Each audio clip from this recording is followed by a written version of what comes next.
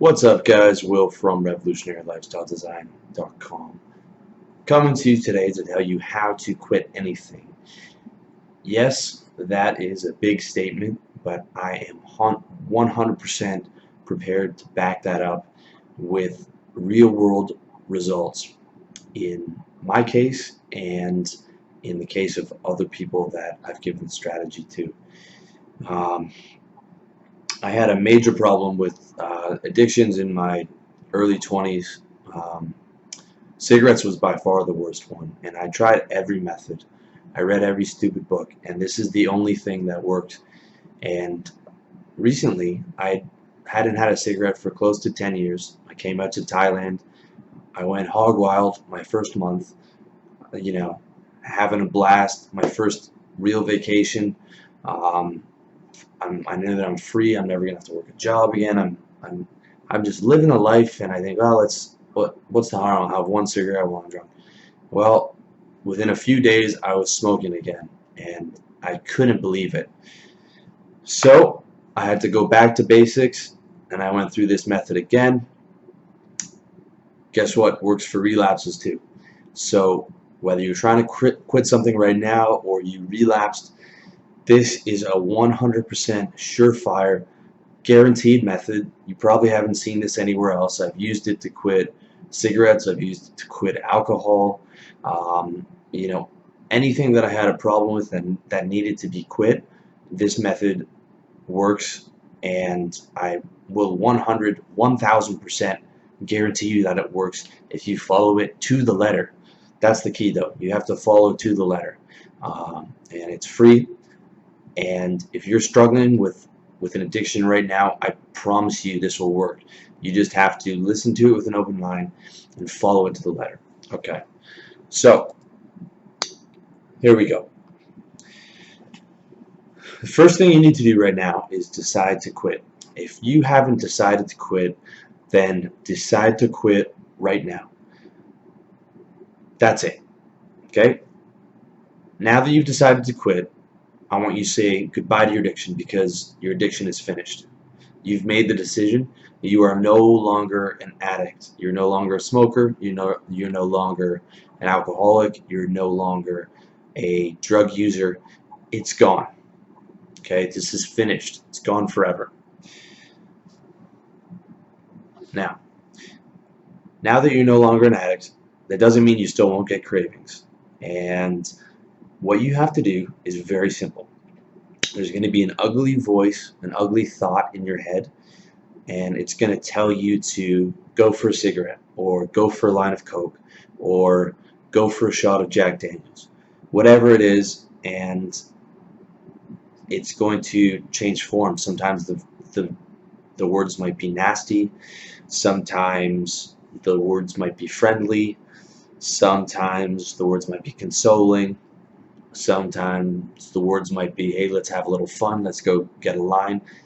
It doesn't matter. That voice is your evil, filthy, addictive monster talking. And if it helps you to picture that as a monster, then picture it as a monster, because that's what that voice is. Okay? That voice is an evil motherfucking monster. The way to deal with that voice, and all you have to do to that evil voice is tell it no. That's it. Okay? All you have to do is say no. Let's go for a cigarette. No. Let's go for that hit of Coke. No. Let's go for a shot of whiskey. No. Oh, come on, it's gonna feel really good. No. You're gonna quit. You're gonna fail anyways. Might as well have a shot now and stop and stop prolonging the pain. No. Right? Whatever the rationalization is, whatever the thought is, whatever the temptation is, whatever that voice, that fucking voice is saying, you just say no. Okay? It will try to argue, rationalize, bribe, lie to you, whatever it's going to do.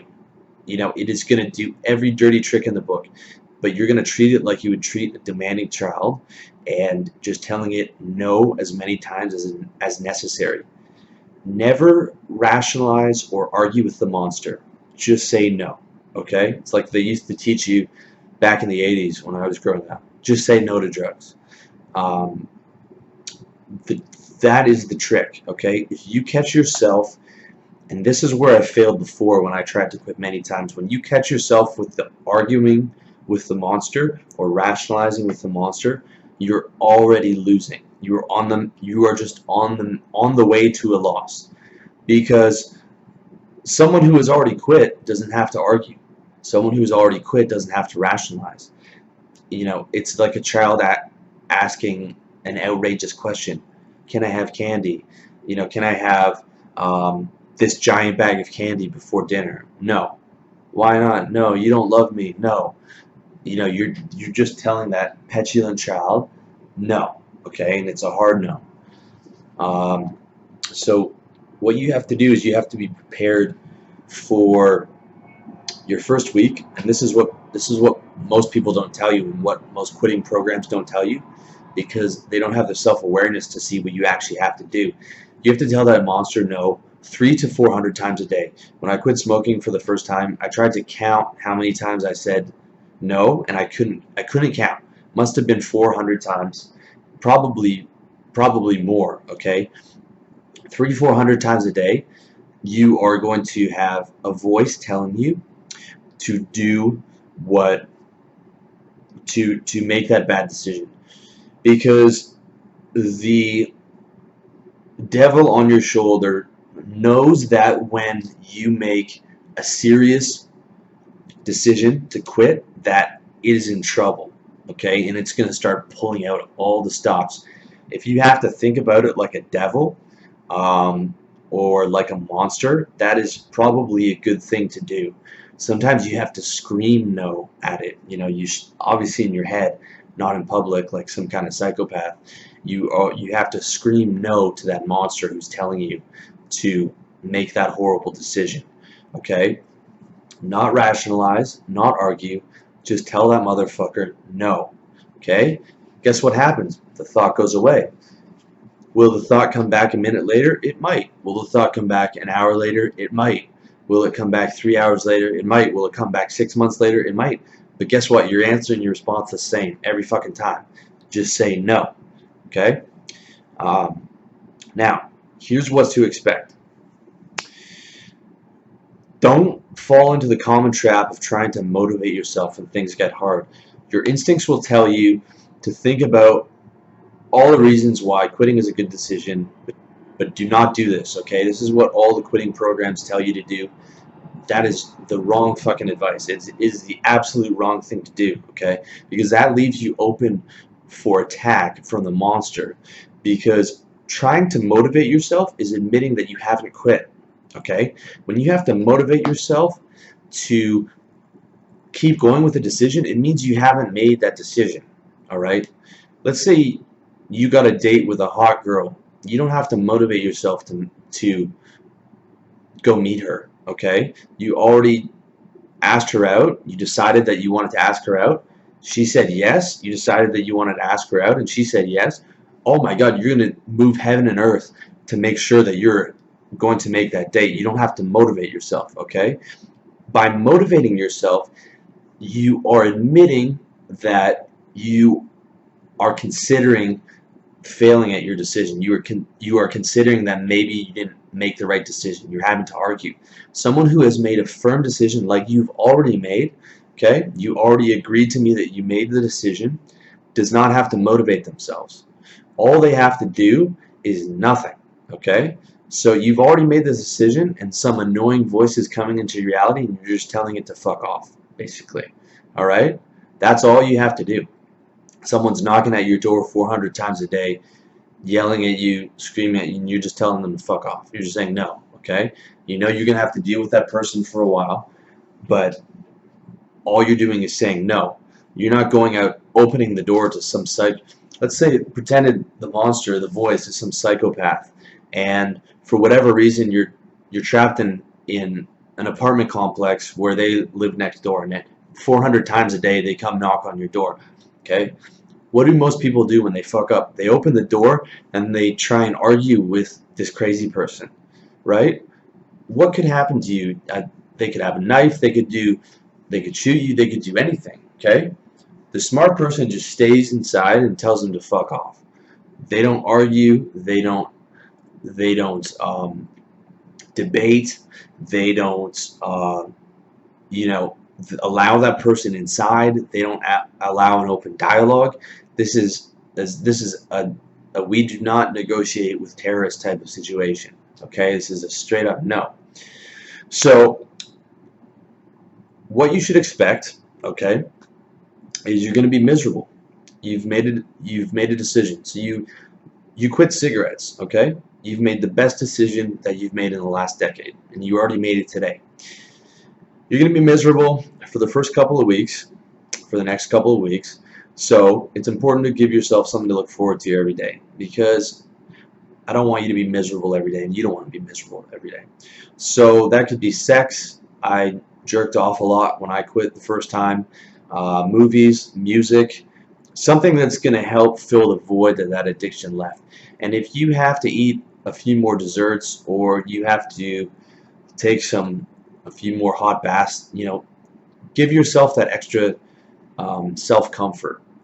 Be a bit more caring with yourself than you normally would. Be a bit more relaxed with your diet. Be a bit more relaxed with your focus on your mission and your work. Okay, so give yourself more rewards. Maybe that could be a show that you're looking forward to, or a video game. Go ahead and play that video game. All right. Do whatever, unless that's what you're quitting. Do whatever is going to make you feel good, within moderation. You don't want to develop another addiction, but you want to be you want to have more things to look forward to than you normally do. Now, this is not going to fill the void completely, but it will definitely make you feel better until the body adapts to the loss of your addiction. When I quit cigarettes, I used masturbation, exercise, and junk food. Okay, masturbation perfectly fine. Exercise was fine. I would do push-ups, or I would go to the gym. But I also ate like chips and candy and stuff like that. That's maybe not the best thing, but if it worked. So, the key is do that in moderation if you're going to use junk food, because you don't want to be one of these people who quits smoking and then puts on 40 pounds, because now you've got another addiction and another problem to deal with. So use some restraint there. Just make sure that your substitution is less harmful than your addiction. So don't substitute cigarettes for black tar heroin. Okay, that's not the smart move to go to. It is also a good idea to quit alcohol or any other resistance-lowering drug for the first months of quitting, because you are much more vulnerable to the monster's demands on booze. So this also includes Phenibut. Phenibut is, when I had my relapse, it was a combination of Phenibut, alcohol, and Phenibut and alcohol. So I was really lowered in my inhibitions. Phenibut, as you know, is a drug that I like for relaxation and mood lifting, but it lowers your inhibitions just like alcohol. When I quit cigarettes the first time, I quit alcohol. And I never had a problem with alcohol, but I quite liked how I felt without it. So from 23 until 30, I never had a drop of alcohol. I just got used to not having it. And what I actually did was, I knew that I needed to quit alcohol to quit cigarettes, because I'd quit before, and then what would happen is I would get drunk and I would have one cigarette, and that would be it for me. So you 100% cannot drink for at least the first 3 months.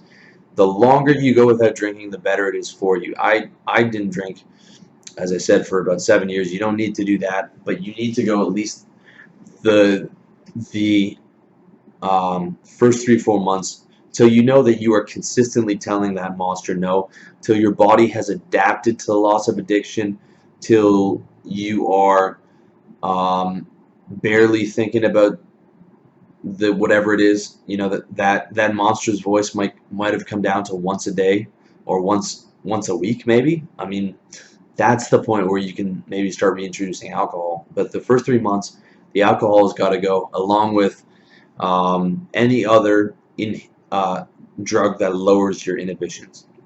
Okay. That's it though, guys. Congratulations on quitting. Okay, you're done. Remember, you have everything that you need to know right now, and you already made the decision to quit. So it's over. It's over. Whatever that addiction was, no matter how bad it is over right now. And I promise you, all you have to do is believe me and just say no to the monster. And you are never going to have that problem again in your life. Okay? I promise you. Um, it doesn't matter how bad it was. I've been there and I've done it.